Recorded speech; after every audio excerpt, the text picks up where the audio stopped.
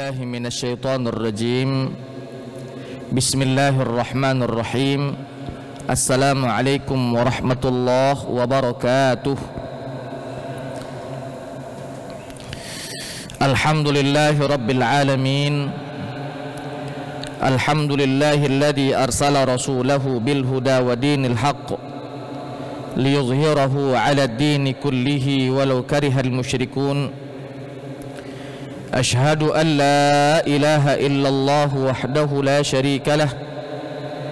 Iyyahu na'budu wa iyyahu nasta'in. Wa ashhadu anna sayyidana Muhammadan 'abduhu wa rasuluhu al-mab'utsu rahmatan lil 'alamin. Subhanaka la 'ilma lana illa ma 'allamtana innaka antal 'alimul hakim. Qala rabbi shrah li sadri wa yassir li amri wahlul 'uqdatam min lisani yafqahu qawli. Rabbi ati nafsi hudaha wa zakkiha anta khairu man zakkaha anta waliyuha wa maulaha summa amma ba'du. Salawat beriringkan salam semoga selalu tercurahkan kepada junjungan kita baginda Nabi besar Muhammad sallallahu alaihi wasallam. Bapak-bapak, ibu-ibu, hadirin wal hadirat, jamaah salat subuh yang dimuliakan oleh Allah Subhanahu wa taala. Di pertemuan terakhir kita pada kajian tafsir, kita akhiri kajian tafsir kita pada surat Al-An'am, surat Al-An'am ayat 69. Maka di subuh hari ini insyaallah kembali kita akan melanjutkan kajian tafsir kita di surat Al-An'am ayat 70, Al-An'am ayat 71. Kalau memang memungkinkan waktu kita sampai Al-An'am ayat 72 atau 73. Sebelum kita mencoba mengkaji, mentafsirkan ayat-ayat tersebut, alangkah baiknya jikalau kita baca terlebih dahulu ayat-ayat yang akan kita tafsirkan. A'udzu billahi minasy syaithanir rajim. Bismillahirrahmanirrahim. وَذَرِ الَّذِينَ اتَّخَذُوا دِينَهُمْ لَعِبًا وَلَهْوًا وَغَرَّتْهُمُ الْحَيَاةُ الدُّنْيَا وَذَكِّرْ بِهِ أَن تُبْسَلَ نَفْسٌ بِمَا كَسَبَتْ لَيْسَ لَهَا مِن دُونِ اللَّهِ وَلِيٌّ وَلَا شَفِيعٌ وَإِن تَعْدِلْ كُلَّ عَدْلٍ لَّا يُؤْخَذْ مِنْهَا أُولَئِكَ الَّذِينَ أُبْسِلُوا بِمَا كَسَبُوا لَهُمْ شَرَابٌ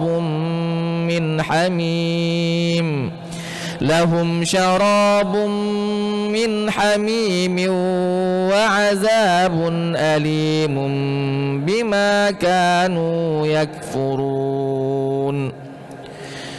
قُلْ أَنَدْعُو مِن دُونِ اللَّهِ مَا لَا يَنفَعُنَا وَلَا يَضُرُّنَا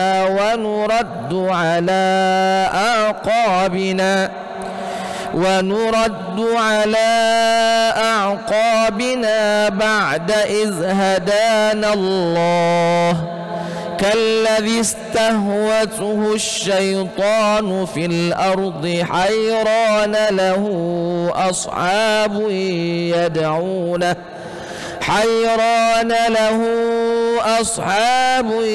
يدعونه إلى الهدى ائتنا قل إن هدى الله هو الهدى وأمرنا لنسلم لرب العالمين وأن أقيموا الصلاة واتقوه وهو الذي إليه تحشرون. Ma'asyiral hadirin, jamaah salat subuh Masjid Baitur Rahman yang dimuliakan oleh Allah Subhanahu wa taala. Di ayat 70 di dalam surat Al-An'am ini, di dalam kitab tafsir Ibnu Katsir, beliau mengatakan bahwa ayat ini, di ayat 70 di dalam surat Al-An'am ini, Allah Subhanahu wa ta'ala memerintahkan kepada kita agar supaya meninggalkan orang-orang yang menjadikan agama tersebut menjadi permainan dan bahan candaan. Karena sesungguhnya agama ini suci, Pak.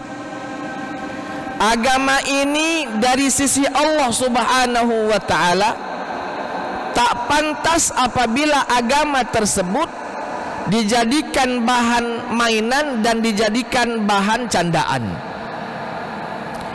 Maka ketika kita menemukan orang-orang demikian, maka Allah Subhanahu wa ta'ala memerintahkan kita untuk meninggalkannya.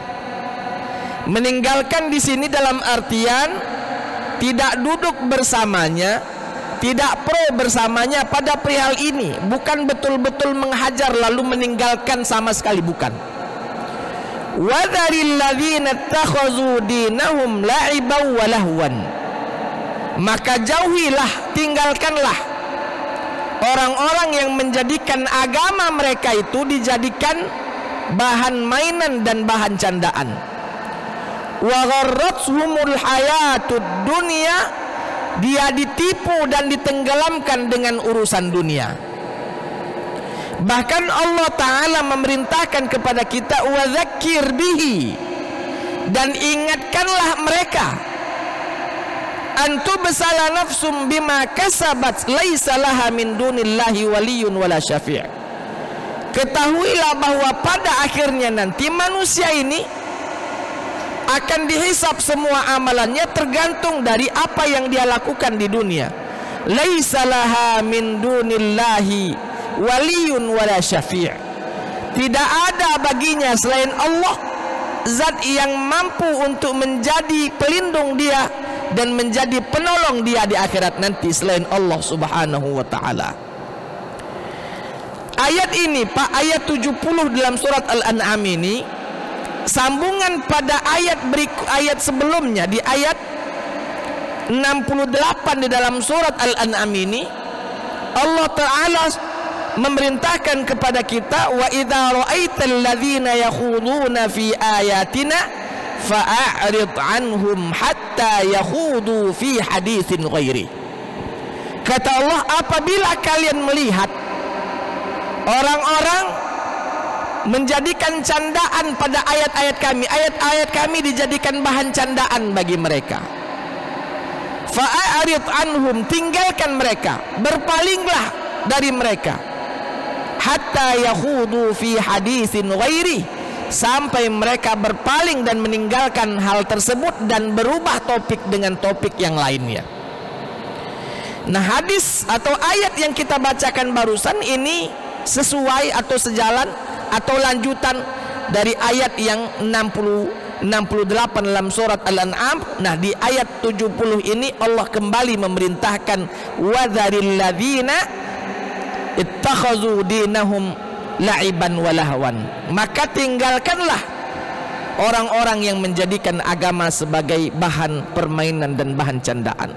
Pak, di zaman sekarang na'udzubillah summa na'udzubillah, banyak sekali orang-orang yang seperti itu.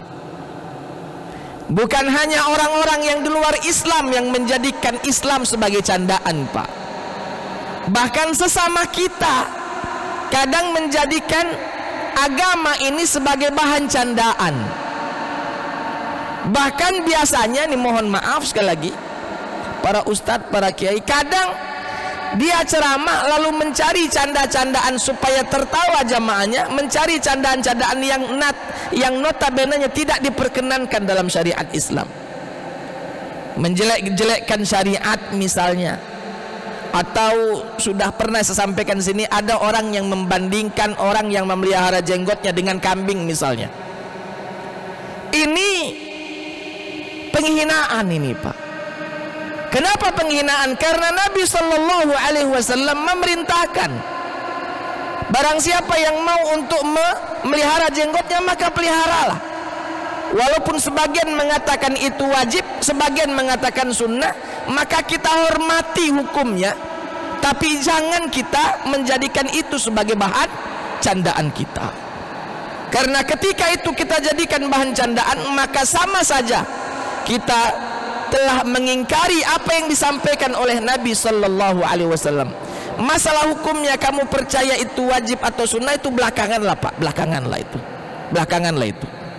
Cuman tadi please jangan dijadikan itu sebagai candaan. Cari candaan lain, cari bahan-bahan lain supaya jadikan bahan lelucon, jadi bahan candaan, supaya jamaah misalnya tidak ngantuk di dalam mendengarkan ceramah. Silakan, itu inovasi dalam menyampaikan dakwah. Ada namanya turuqud dakwah, tata cara menyampaikan dakwah, metode berdakwah banyak Pak. Salah satunya mungkin dengan cara memasukkan candaan. Tapi please cari candaan yang sesuai, yang tidak melanggar syariat. Cari candaan yang tidak mempermainkan agama dan mempermainkan syariat itu sendiri. وَذَرِ الَّذِينَ اتَّخَذُوا دِينَهُمْ لَعِبًا وَلَهْوًا وَغَرَّتْهُمُ الْحَيَاةُ الدُّنْيَا. Mereka seakan-akan tertipu dengan urusan dunia ini Pak. Tenggelam dia dengan dunia, tenggelam, lemak kalau tenggelam nembol lagi, ini tenggelam nian, tidak nembol lagi, sehingga dia lupa bahwa matinya nanti, hidup di dunia ini ada akhirnya, dan pada akhirnya dibangkitkan lagi di alam selanjutnya. Dia lupa kadang itu Pak. Seakan-akan dia hidup di dunia ini selama-lamanya. Kalaupun dia sadar bahwa di dunia ini pasti mati, dia menyangka bahwa setelah matinya di dunia selesai cerita, tutup buku, tidak ada cerita lagi, tidak ada kelanjutan dari cerita kisah kita di dunia. Nabi Shallallahu Alaihi Wasallam mengingatkan, bahkan dalam Al-Quran selalu mengingatkan bahwa setelah kehidupan dunia ada kehidupan kelanjutan setelahnya.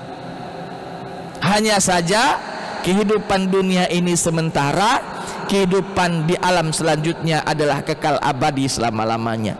Maka beruntunglah bagi orang yang mendapatkan kehidupan yang abadi dalam kondisi senang, dalam kondisi bergembira, mendapatkan rahmat dan nikmat dari Allah Ta'ala. Allah meridhoinya dan mereka meridhoi Allah Subhanahu wa Ta'ala. Radhiyallahu anhum wa radu'an. Ini mereka-mereka yang beruntung. Tapi celaka bagi orang-orang yang menjual kehidupan dunianya, tenggelam dia dengan dunianya, lalu seakan-akan tidak ada kehidupan setelah kehidupan dunia ini. Meninggal dia, lalu dibangkitkan nantinya, lalu alangkah meruginya, tidak mendapatkan apa-apa, tidak ada persiapan, tidak ada perbekalan, dan dia mendapatkan kehidupan yang kekal dalam kondisi bersedih. Bukan hanya menangis, mengeluarkan air mata, tangisan darah Pak, menyesal untuk kembali lagi, takkan pernah bisa kembali. Mereka meminta seandainya bisa datang lagi 1 menit saja kembali untuk beribadah, mereka akan upayakan itu, dan kata Allah Ta'ala sama sekali tidak akan pernah itu terjadi. Itu hanya angan-angan kosong saja dari mereka, dan takkan pernah diberikan kesempatan kembali oleh Allah Subhanahu wa Ta'ala untuk kembali ke dunia ini setelah diwafatkan oleh Allah Subhanahu wa Ta'ala. Wa gharrathumul hayatud dunya. Kadang mohon maaf Pak, kadang memang kita ini tertipu dengan urusan dunia. Kadang yang haram ini kita jadikan halal hanya untuk kehidupan dunia.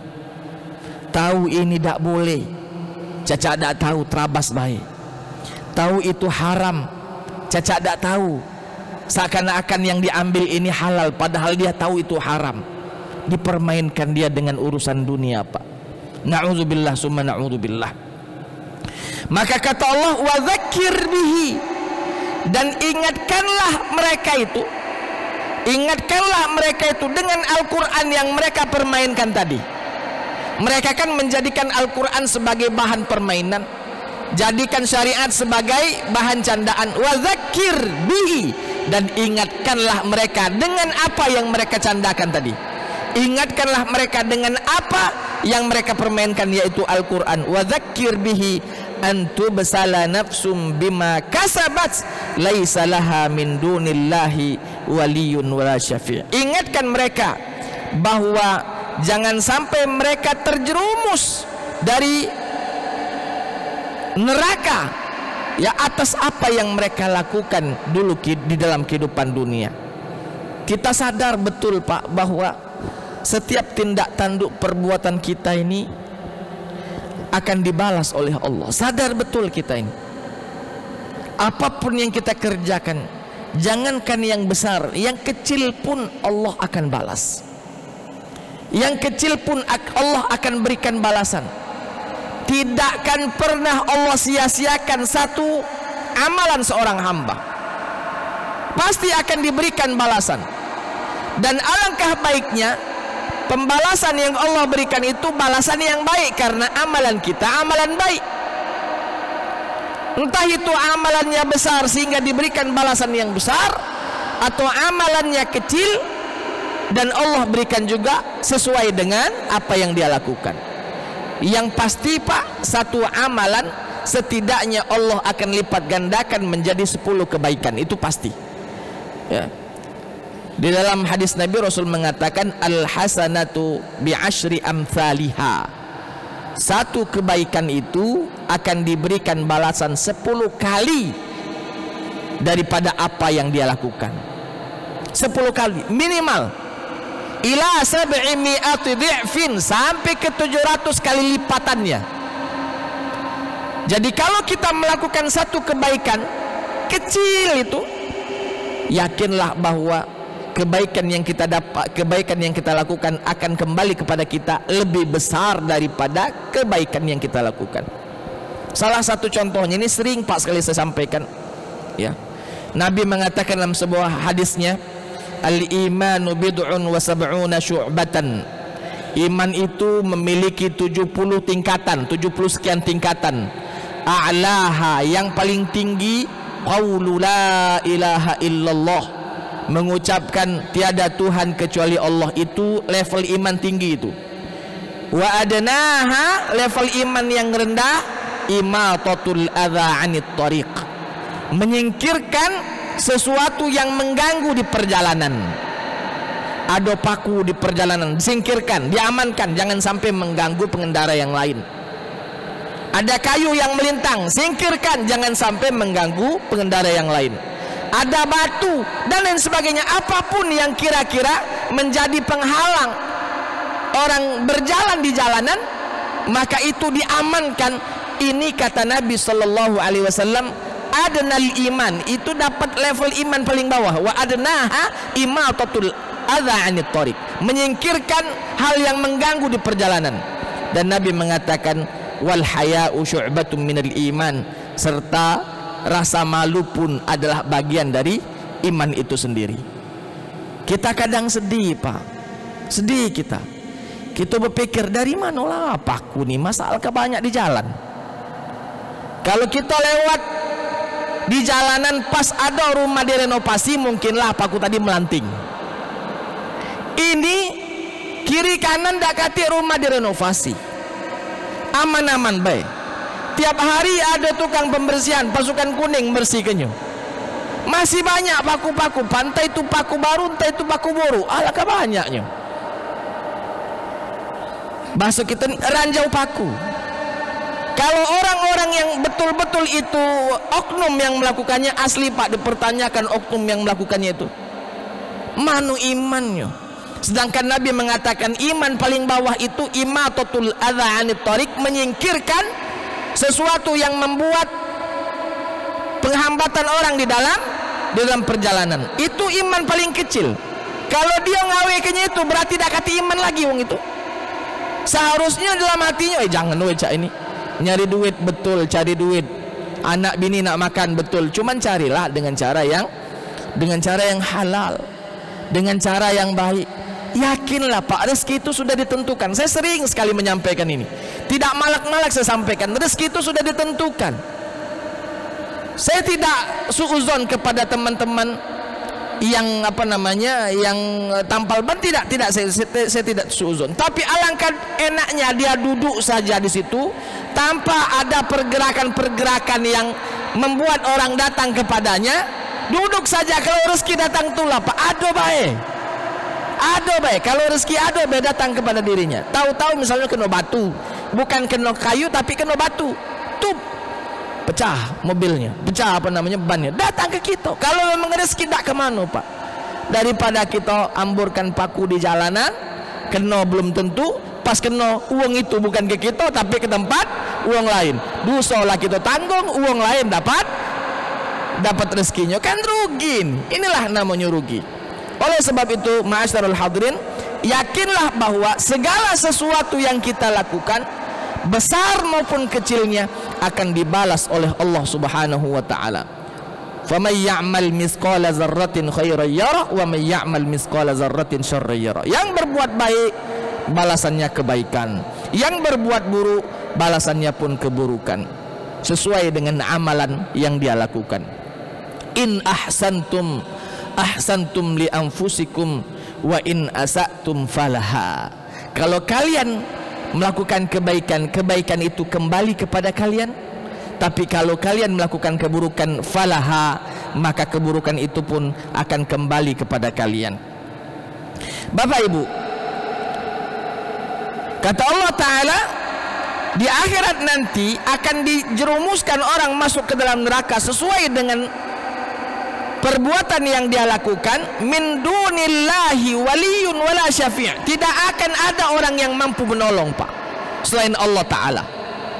Tidak ada yang mampu menjadi pelindung kita dari jilatan api neraka, dan tidak akan ada orang yang mampu menolong kita di akhirat nanti ketika kita dilemparkan masuk dalam neraka. Na'udzubillah summa na'udzubillah.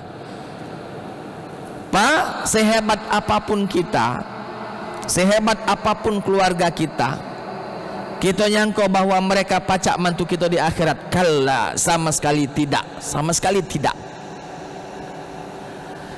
Anggap saja atlet panjat tebing Pak, nomor 1 sedunia, juara 1 sedunia, pakam berarti itu, panjat tebing. Dia mengira mungkin nanti tebing di dalam neraka itu dia bisa panjat. Panjatlah kalau pacak manjatnya. Walaupun kamu atlet internasional, jangankan atlet nasional yang belum tentu menang di internasional, ini atlet panjat tebing di internasional, sedunia anget ini dia paling pakam, dia paling cepat. Misalnya lajulah nak nyobo-nyobonya manjat tebing neraka tuh, lajulah kalau nak nyobonya Pak, tidak main-main dalamnya itu. Nabi SAW ketika itu duduk bersama para sahabatnya, Nabi terdiam sejenak lalu mengatakan, apakah kalian mendengarkan suara? Kata sahabatnya, tidak dengar suara apa-apa. Kau dengar? Tidak. Tadi ada suara berdentum, kata Nabi SAW. Tahukah kalian suara apa itu? Kata para sahabat, Allah wa rasuluhu a'lam. Allah dan Rasulnya saja yang tahu. Kata Nabi SAW, tahu enggak kau? Suara tadi itu suara batu yang baru nyampe ke dasar laut, yang baru sampai di dasar neraka, yang jatuhnya 70.000 tahun yang lalu. Batu Pak, di atas neraka, di bibir neraka, batu jatuh ke kerak api neraka 70.000 tahun yang lalu jatuhnya, baru berdentum sampai di ke kerak api neraka itu, dasar api neraka. Alangkah dalamnya. Coba lah, aman memang dak teras ada nak melawan yang si apa namanya atlet panjat tebing internasional tadi. Cobalah, saking jauhnya, cobalah, aman kira-kira menang lah juga. Ya. Atlet panjat tebing itu 70.000 tahun perjalanan batu itu Pak, jatuh dari atas ke bawah. Tak tahu berapa apa namanya kecepatan batu tadi dari atas ke bawah, tak tahu aku berapa kecepatannya, 100 km per jam kah atau mamanu, wallahu alam. Yang jelas 70.000 tahun yang lalu nyampaknya baru berdentum, kata Nabi. Alangkah dalam neraka. Na'udzubillah summa na'udzubillah. Maka kata Allah, dak kati yang baca menjadi pelindung di akhirat nanti kecuali Allah. Tidak ada yang mampu menolong kita kecuali Allah Subhanahu wa ta'ala. Maka min dunillahi waliyun wala syafi', tidak ada yang mampu menjadi pelindung kita atau menjadi penolong kita di hari kiamat nanti. Apapun syafi' ini Pak, penolong. Kita mungkin berharap nanti anak yang akan menjadi penolong kita atau siapa yang akan menjadi penolong kita. Mereka itu pun Pak bisa menolong atas izin Allah, tidak serta merta ini bapak aku nih, aku nak tolong, harus aku tolong. Tidak serta merta Pak, masih tetap atas izin Allah. Kalau memang anaknya hafal Quran, menjalankan apa yang ada dalam isi Al-Quran, ya, halalnya dihalalkan, haramnya diharamkan, anak tersebut soleh atau soleha, insya Allah akan membantu orang tuanya atas izin Allah, tidak serta merta itu Pak, atas izin Allah. Makanya di surat Al-Baqarah ayat 155, ya, dalam surat dalam ayat kursi, man dzalladzi yashfa'u 'indahu illa biizni, tidak ada yang mampu memberikan syafaat illa biizni, kecuali atas izin Allah Subhanahu wa taala. 1000 anak kita menghafal Quran, kalau kita tidak sembahyang neraka tula Pak, neraka tula. 1000 anak kita hafal Quran, bagus semua, kiai-kiai semua misalnya, kalau kita tidak menjalankan syariat, bahkan syirik kepada Allah, neraka tula. Pak, kurang apa Abu Thalib ini? Dia ngasuh Nabi SAW dari kecil itu. Setelah diasuh oleh kakeknya Abdul Muttalib meninggal dunia, diambil alih pengasuhannya oleh Abu Thalib. Ini Abu Thalib mamang seraso bapak Pak, mamang seraso bapak. Memang bukan bapak nasab, tapi ini seraso bapak. Ngapo? Karena dari kecil nyingoi, dari kecil memperhatikan, mendidik dengan baik. Bahkan sampai dewasa menjadi Nabi Muhammad SAW, masih mantu Nabi SAW. Kalau ada orang yang ingin menyakiti Nabi SAW, mengintimidasi Nabi, kata Abu Thalib, jangan. Ada aku di sini, tak kado aku diambil itu ponakan aku. Tak berani Pak Abu Lahab, Abu Jahal, Abu yang lain itu sudah. Tapi ketika Abu Thalib ini meninggal dunia, tidak mau mengucapkan syahadat. Ya ammi, wahai pamanku, ucapkan la ilaha illallah, di akhirat nanti aku tolong. Tak galak, masih tetap mengatakan ya ala millati, ya, di atas ajaran agama keluargaku, nenek moyangku. Maka meninggallah Abu Thalib. Nabi tidak pacak ngijo ke nyoba, mati tidak beriman. Nak mamang ceritanya, walaupun Nabi memohon kepada Allah agar supaya mamangnya ini dikhususkan, tolong diringankan azabnya di neraka nanti. Kata Allah, sudah, kita unjuk neraka paling ringan.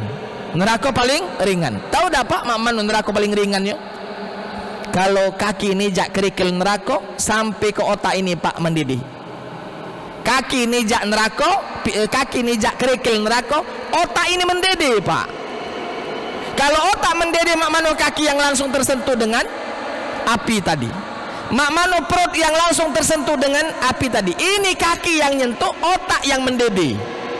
Paling kecil, paling ringan. Mak mano kalau tidak paling ringan, tambah berat lagi level dalam neraka. Na'udzubillah, kita tidak bisa lagi membayangkan saking peliknya, saking dahsyatnya, saking susahnya. Yang ringan saja begitu, bagaimana beratnya. Maka kata Allah, tidak ada yang mampu memberikan perlindungan kepada kita selain Allah, dan takkan ada yang mampu memberikan pertolongan selain Allah. Wa in ta'dil kulla adlin la yu'khaz minha. Walaupun kalian menyodorkan sebagai tebusan, Pak, aku di dunia punya harta sekian bidang, punya duit sekian, punya ini sekian, punya itu sekian. Jangankan punya itu, dalam Al-Quran surat Al-A'raf kalau tidak salah, kalaupun kau punya dunia ini punya kita Pak, segala isi-isinya punya kita, mislai 2 kali lipat, tidak diterima oleh Allah Ta'ala. Apalagi cuman aku punya sebidang tanah, ya, di Bang Raya 3 misalnya. Aku punya rumah 4 tingkat di Bang Raya 4 misalnya. Aku punya mobil 10. Ambillah kalau Tuhan sebagai penebus. Jangan sampai engkau lemparkan aku ke neraka. Tak kejadi, Pak. Wa in ta'dil kulla adlin, seandainya kita menyodorkan semua apa yang kita punya untuk menjadi tebusan ke kita, ya, tebusan ke Allah untuk kita, maka kata Allah, la yu'khaz minha, sama sekali tidak ditoleh, Pak. Jangan ke diambil, ditoleh lagi tak. Kenapa? Karena yang kamu sogok ini zat yang maha kaya. Kalau kamu nyogok orang miskin, berpikir mungkin, ay kita 7 turunan begawi tak kedapat duit sebanyak ini. Kalau yang kita sogok miskin, ini yang kita sodorkan itu zat yang maha kaya raya, al-ghaniyu al-hamidu, zat yang maha kaya raya dan maha terpuji, Pak. Katik kurangnya. Dalam hadis disebutkan, Pak, ini menunjukkan bagaimana luasnya kekayaan Allah Ta'ala. Seandainya, kata Nabi, semua makhluk diberikan apapun yang dia berikan, apapun yang dipintanya, segala pintaan kita, Pak, diunjuk galau-galau, tak kati yang ditolak, diunjuk galau-galau. Dari manusia pertama sampai manusia terakhir, dikasih semuanya, tidak berkurang dikit pun apa yang Allah miliki, kecuali hanya berkurangnya seperti lautan yang luas. Kita celupkan jarum, Pak, di lautan tersebut, lalu jarum tersebut kita angkat dari air, ada yang lekat, Pak, di mata jarum itu. Nah, itulah kurangnya, kurang lebih masuk itu setetes dari selautan luas itu, Pak. Yang berkurang di sisi Allah cuman setetes, cuman setetes yang berkurang, sisanya masih milik Allah Subhanahu wa Ta'ala. Padahal hajat manusia semuanya lah sudah dituruti galau. Apa yang dipinta dikasih, dari A sampai Z dikasih semua permintaannya, tidak berkurang di sisi Allah kecuali cuman setetes dibandingkan lautan yang luas. Jadi rugi, tidak diterima. Kalaupun kamu sodorkan, Tuhan ini nah aku punya 5 ekor bumi, ambillah galau ke 5 bumi punyaku. Misalnya, ini misalnya, Pak, jangan kedua, 5 ekor bumi, ambillah galau Tuhan. Yang jelas bebas ke aku dari neraka. Kata Tuhan, aku tak perlu harta kau, tak perlu. Kenapa? Karena Allah Subhanahu wa Ta'ala al-Ghaniyu, maha kaya raya. Walaupun semua pintaan manusia diberi semua, tidak ada sedikit pun berkurang kecuali hanya setetes dibandingkan lautan yang luas. Bapak Ibu, wa in ta'dil kulla adlin la yu'khadh minha ulaika alladzina ubsilu bima kasabu. Kata Allah Subhanahu wa Ta'ala, mereka itulah orang-orang yang dijerumuskan ke dalam neraka, ya, rugi sekali.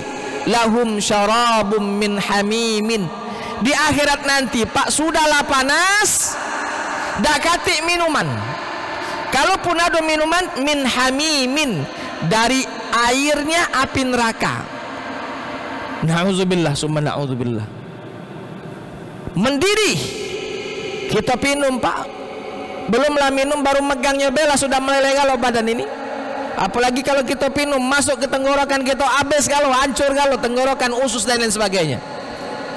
Di dalam surat An-Naba disebutkan bahwa minuman mereka itu, ya, kecuali minuman dari air yang panas dan nanah, Pak. La haula wala quwata illa billah. La panas, dak katik minuman pulo, ada minuman menjijikkan pulo. Kalau kita lemak, Pak, panas berdengkang, anggap baik kita tinggal di Mekah sana, pas lagi musim panas 40 derajat, anggap baik 40 derajat. Masih, Pak, Cak, kita muka kulkas, Pak, minum es, seger lah itu. Kalau kita panas-panas jengok ada es cendol, minumlah dulu es cendol, seger lah itu. Lupa kalau lagi musim kemarau kalau kita minum es cendol. Kenapa? Karena panas diiringi dengan minuman yang segar, maka berkuranglah panas rasanya, kegerahan itu, ya. Tapi di akhirat sudahlah panas, tidak ada minuman yang menyegarkan. Kalaupun ada minuman, min hamimin, dari air yang mendidih di neraka, di dalam neraka. Dan air yang mendidih itu bukan air didihan mendidih kita nih, Pak, banyu bersih, ya didikannya paling ya 100-200 derajat Celcius. Di situ tidak tahu lagi, mungkin setiap kita celup ke alat pengukur suhu langsung meledak alat pengukur suhu, tidak mampu dia untuk mengukurnya saking panasnya. Lahum syarabun min hamimin wa adzabun alimun. Di dalam neraka itu selain minuman yang panas yang disodorkan kepada mereka, walahum adzabun alim, mereka juga akan diberikan azab yang pedih, disiksa di dalamnya. Bima kanu yakfurun, atas apa yang mereka kafirkan, atas apa yang mereka tidak imani. Na'udzubillah summa na'udzubillah. Hati-hati sekali, jangan sampai ajaran agama kita jadikan permainan. Jangan sampai ajaran agama kita jadikan bahan candaan. Dulu ya tidak suka dengan umat Islam. Lagi di musim-musim kampanye ini, woi ngaku Islam galau pak. Ya salam ya. Dulu ngata ke kami tak butuh suara umat Islam, tak butuh suara para kiai, para ulama. Ma ini hari pak, ya caro, pokoknya kalau kamu nyengok di TV mak itu berarti lanak pemilu mak itu baik. Cirinya kalau misalnya kita teteduk pak 4 tahun setengah kita teteduk, misalnya nih pak, kalau Ashabul Kahfi kan teteduk lama, ya. Kalau kita misalnya teteduk 4 tahun setengah baru terbangun pas nyengok TV tret, ngapo bebe itu berjilbab? Berarti lah para pemilu itu, lah para pemilu. Ngapo wong lah mulai datang pesantren sana pesantren sini, kunjungan sana kunjungan sini, langsung incaknya lah para pemilu lah, tanggal berapa lah, tahun berapa nih ini? Mungkin kita nyangko cuman sehari, teduh 4 tahun setengah misalnya. Makanya ingatan kita pak jangan singkat, jangan pendek, harus ingatan kita panjang. Wong yang ngomong-ngomong cah itu kita berikan pengajaran sebelum Allah Ta'ala memberikan pengajaran kepada dia, kita yang unjuk pengajaran. Jangan sampai dia ngulangi lagi omongan saya itu, nyakiti hati. Bapak Ibu hadirin wal hadirat rahimakumullah. Lahum syarabun min hamimin wa adzabun alimun bima kanu yakfurun. Masuk pada ayat selanjutnya. Belum ya? Belum gitu ya. Walaupun terang sudah di luar tuh. Seayat belah, seayat lagi jangan tak kejadian. Seayat lagi. Allah berfirman di ayat 71. Qul anad'u min dunillahi ma la yanfa'una wa la yadurruna wa nuraddu ala a'qabina ba'da iz hadanallah. Kata Allah, qul, katakan wahai Muhammad kepada mereka-mereka itu, anad'u min dunillah, apakah kami ini akan meminta berdoa kepada selain Allah Subhanahu wa ta'ala atau menyembah selain kepada Allah? Pasti jawabannya tidak mungkin. Kami ini Islam, tidak mungkin kamu minta kami untuk tidak semayang. Kami ini Islam, tidak mungkin kamu minta kami untuk tidak mengerjakan perintah-perintah Allah. Kalaupun kamu minta kami melakukan itu, tidak akan pernah kami lakukan, karena jelas kita sebagai seorang muslim ada amalan-amalan, ada kewajiban-kewajiban yang harus ditunaikan oleh seorang hamba. Qul anad'u min dunillahi ma la yanfa'una wa la yadurruna. Dan kami tidak mungkin menuruti apa kemauanmu untuk menyembah, meminta kepada selain Allah. Kenapa? Yang kamu nyuruh kami pinta itu kepada yang tidak bisa memberikan manfaat dan juga tidak bisa memberikan mudarat. Ini nah sembah patung ini. Untuk apa kami nyembah patung ini? Patung ini tidak pacak ngunjuk manfaat, tidak pacak ngunjuk mudarat. Nyembah itu kepada yang pasti baik, yang pacak ngunjuk manfaat, yang pacak nyiapkan mudarat. An-nafi'ud dar huwallah. Maka pasti sajalah Allah Subhanahu wa ta'ala yang kita sembah, karena Allah Subhanahu wa ta'ala yang mampu memberikan manfaat kepada kita atau memberikan mudarat atau menolak mudarat itu kepada kita. Selebihnya tidak. Coba lihat bagaimana cerdasnya Nabi Ibrahim alaihissalam ketika orang-orang pada keluar semua di acara kenegaraan. Nabi Ibrahim Ida pergi alasannya demam. Ketika mereka pergi, tempat ibadah mereka kosong. Dijengok banyak nian patung. Diambilnya kapak, pecah kenyo galau sikok-sikok patung-patung tadi pak. Habis. Yang disisakannya cuman sikok bay yang paling besar. Semuanya habis. Habis galau. Hancur galau. Lepas galau kepala dengan badannya. Yang disisakan cuman yang paling besar. Berhala yang paling besar. Lalu digantungkan kapak di leher patung besar tersebut. Balik Nabi Ibrahim. Ketika orang-orang masuk ke tempat ibadah terkejut sekali. Nah siapa ngajar ke Tuhan kita nih? Ibrahim inilah. Ibrahim tak kata orang lain. Kata orang lain Ibrahim itulah yang tak senang dengan kita. Panggil, interogasi. Tangkap pokoknya. Hidup atau mati bawa ke sini. Dibawa Nabi Ibrahim. Diinterogasi pak. Ibrahim, kau yang ngaweki ini kepada Tuhan kami. Anta fa'alta bi alihatina. Apakah engkau yang mengerjakan ini kepada Tuhan kami ini? Kata Ibrahim, tidak. Jingoknya, coba jingok lu, coba perhatikan. Itu nah ada yang besar. Yang lain hancur galau, dia dewe dak hancur. Paslah dia dak galak disaingi.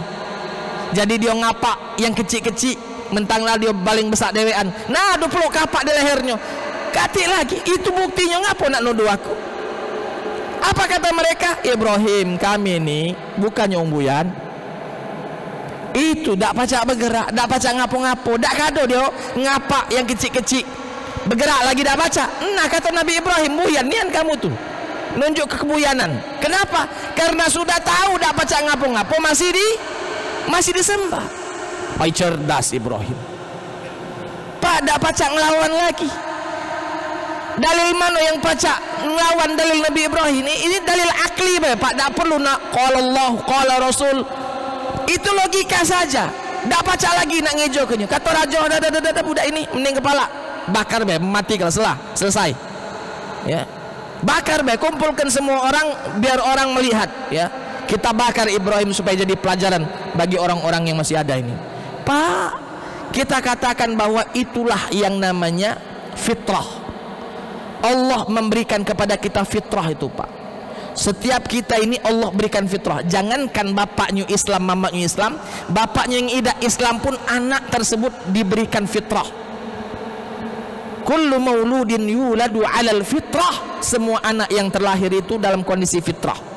Makanya kalau anaknya ya mengikuti ajaran bapaknya yang non Islam misalnya, mati dalam kondisi kecil belum akil balik, dia ini termasuk penduduk surga. Kenapa? Karena dia masih dalam kondisi fitrah suci.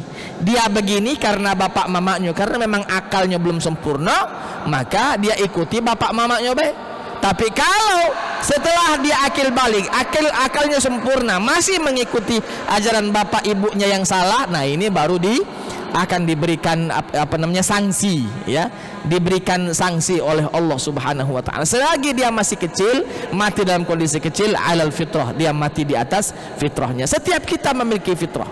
Ini fitrah kita bahwa yang tak mampu melakukan apapun ngapo nak kita sembah. Yang kira-kira kita jadikan bos itu tuh yang kira-kira pacak nolong kita, pacak nyago kita. Ini wong dak pacak ngapo-ngapo kita jadi ke bos nurun ke derajat namanya pak, nurun ke derajat.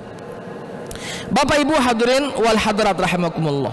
Nah kata Allah Ta'ala, ma la yanfa'una wa la yadurruna wa nuraddu ala a'qabina ba'da idh hadanallah. Bahkan ketika kita menyembah kepada sesuatu yang tidak memberikan manfaat maupun mudarat, balik lagi kita kepada zaman jahiliyah namanya. Lah sudah kita Islam, balik kafir lagi, balik jahiliyah lagi, kan tak masuk di akal. Kalladzi istahwathu syaitanu fil ardi hayran lahu ashabu yad'unahu ilal hudatina. Seperti orang yang digoda oleh setan, tersesat dia di kehidupan dunia ini, masuk hutan dia tersesat, masuk ke ke padang pasir dia tak pacak balik. Ngapo ada setan yang senantiasa menghampirinya, senantiasa menggodanya ya. Maka hati-hati dengan setan itu. Maka kata Allah Ta'ala, para setan-setan ini membuat mereka bingung sehingga tidak tahu kemana arah jalannya sesungguhnya, seperti para setan memanggil mereka ilal huda tina, kata setan, payo sini kepada hidayah, padahal yang diajak bukanlah hidayah yang diajak oleh mereka. Contoh misalnya Pak, orang Yahudi dan orang Nasrani mengatakan wa qalu kunu hudan au nasara tahtadu.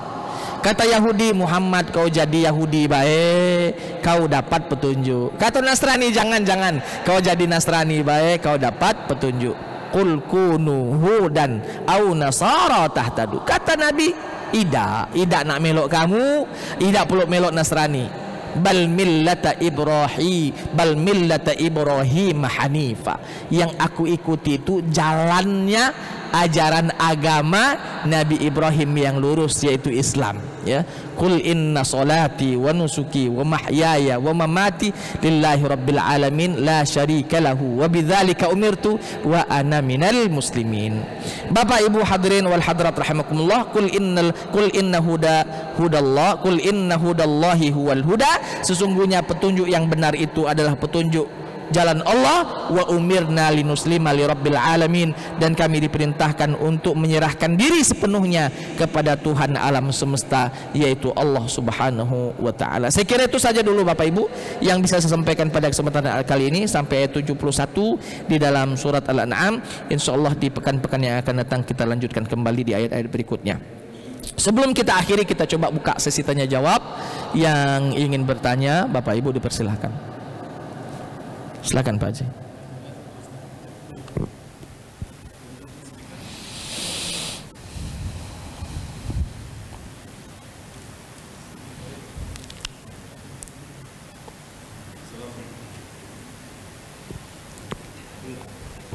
Assalamualaikum warahmatullahi wabarakatuh. Assalamualaikum warahmatullahi wabarakatuh. Ustaz, terkait dengan ayat 68 dan 70 tadi kan, tinggalkanlah atau berpalinglah.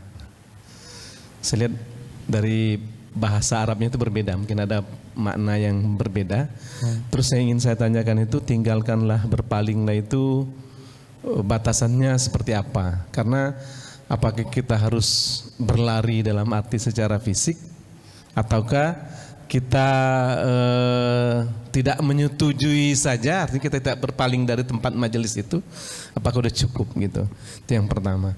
Yang kedua, tinggalkan orang-orang yang memperolok-olok agama Allah. Nah, kategori memperolok-olok ini Pak Ustadz, nah, karena dalam keseharian kita kadang ada orang yang memperolok-olok tapi maksudnya mungkin baik atau sekedar bercanda saja. Misalnya sering dulu waktu muda misalnya, sesungguhnya Allah memberikan nikmat yang amat banyak kepadamu, inna atoina kal kausar, tak katik nasi di rumah makan di pasar, katanya kan seperti itu. Nah, batasan memperolok-olok ini nah seperti apa? Terima kasih. Assalamualaikum warahmatullahi wabarakatuh. Waalaikumsalam warahmatullahi wabarakatuh. Di dua ayat ini Pak, di ayat 68 dan 70 di dalam surat Al-An'am, Allah subhanahu wa ta'ala memerintahkan kepada kita untuk berpaling dan meninggalkan. Pertanyaannya tadi, apakah cukup kita berpaling secara hati, duduk masih bersama mereka tapi tidak pro dengan mereka, atau harus betul-betul meninggalkan majelis itu? Maka jawabannya di ayat 68 sudah jelas bahwa kita diperintahkan untuk meninggalkan majelis itu sampai mereka berubah topik ke topik yang lain yang tidak menyentuh memperolok-olok atau mempermainkan ajaran agama. Dalam Al-Quran surat Al-An'am ayat 68 saya bacakan, wa idza ra'aital ladzina yakhuduna fi ayatina fa'arid anhum hatta yakhudu fi hadisin ghairi wa imma yunsiyannaka asyaitanu fala taq'ud ba'da dzikra ma'al qaumil az-zalimin. Kata Allah, apabila engkau melihat ada orang, satu kaum memperolok-olok ajaran agama, fa'arid anhum, tinggalkanlah, jangan duduk bersama mereka. Di ayat lain Allah Ta'ala mengatakan, innakum idzam misluhum, kalau kau masih di situ, kau kate bedanya kau dengan mereka. Innakum idzam misluhum, kalau masih saja di tempat itu, tidak beranjak kita dari tempat duduk kita. Duduk baik, uang ketawa melok, ketawa sengih-sengih baik, basuh sekali sengih-sengih baik. Dalam hatinya kan tidak setuju, tapi dia duduk. Innakum idzam misluhum, kau dengan mereka sama saja. Apalagi zaman sekarang Pak, orang melihat pro atau tidaknya dia duduk dengan kita tidak. Kan orang main ini. Misalnya Pak, misalnya di luar sana kan koalisi, banyak koalisi ini. Ada saja Pak di dalam hatinya becaknya ini yang bagus. Cuman tadi ya sudahlah aku duduk di sini Pak walaupun hati aku tuh senangnya sama situ, kan banyak yang main itu. Tidak jadi. Kalau di sini di Al-Quran mengatakan kalau memang kau tidak senang, ngomongi tentang ajaran agama, mempermainkan, tinggalkan. Boleh kau duduk situ lagi, seandainya mereka sudah berubah topik pembicaraannya. Jadi tidaklah kita katakan aku masih duduk sini, hati aku yang tidak setuju, sudahlah.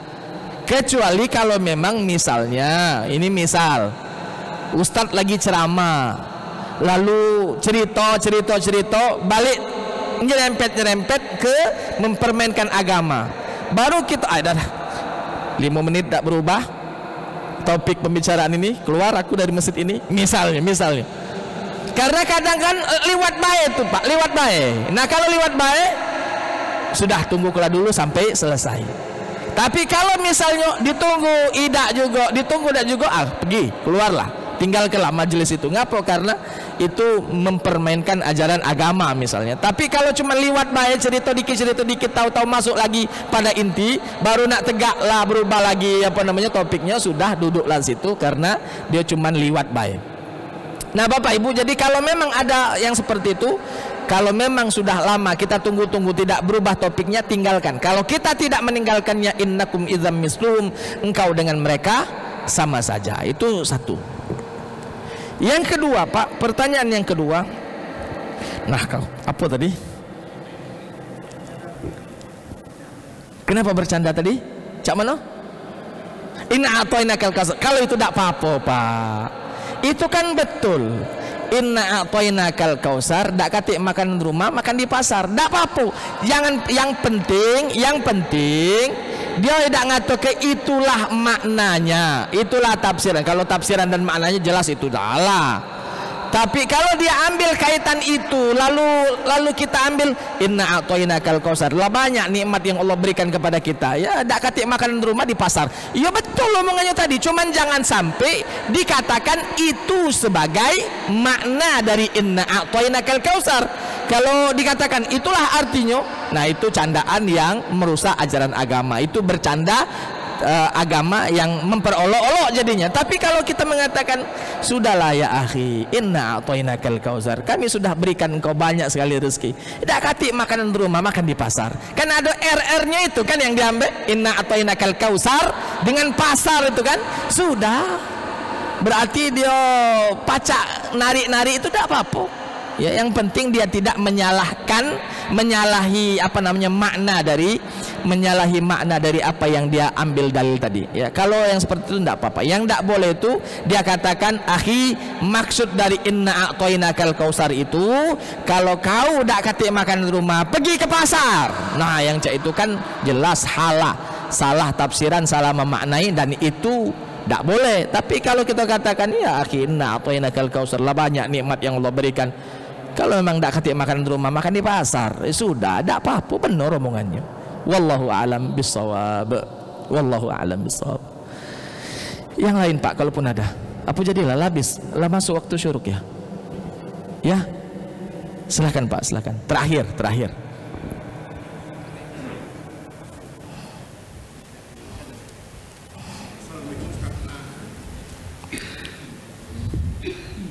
Assalamualaikum Ustaz. Terkait musim pencalonan ini Ustaz. Iya Pak. Kata Allah, seorang itu kalau dapat jabatan itu sudah takdirnya. Iya. Tapi ada seseorang dengan jalan maksiat ngambil jabatan itu. Iya. Apakah itu sudah tertulis juga di Lauh Mahfuz 50.000 tahun yang lalu Ustaz? Iya. Terima kasih. Baik. Pak, apapun yang terjadi itu sudah tertulis takdirnya. Hanya saja kita kan tak tahu takdirnya bagaimana, maka kita diperintahkan untuk berusaha. Allah Ta'ala berfirman bahwa Allah tidak akan merubah kondisi satu kaum sehingga kaum itu sendiri yang merubah kondisinya. Semuanya sudah ditakdirkan Pak. Jangankan jabatan, daun di pohon itu jatuh.